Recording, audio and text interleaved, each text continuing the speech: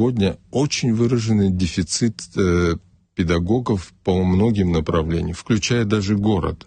Есть случаи, когда просто директора школ звонят ректору университета и просят, чтобы хотя бы студентов 3-го курса направили им для, например, преподавателей по математике. И это касается многих других дисциплин. У нас эта проблема превратилась сегодня в очень серьезную проблему. Если говорить о школьных, сельских школах, она там куда гораздо более выражена, эта проблема.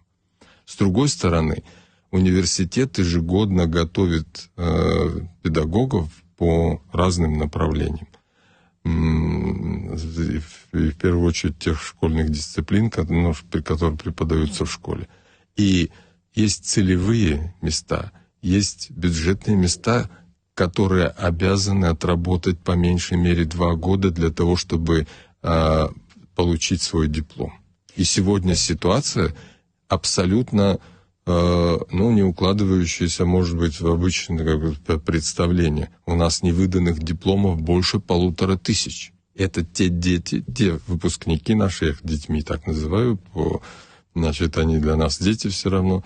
Значит, это те выпускники, которые не пошли по распределению в школы, пошли какие-то в другие места, и при этом их дипломы продолжают оставаться невыданными в университете.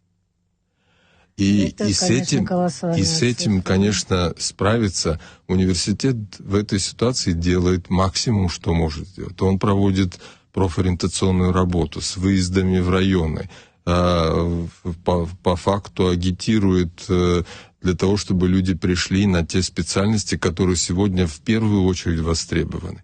Но как решить этот вопрос? Этот вопрос может быть решен на самом деле только общегосударственными усилиями.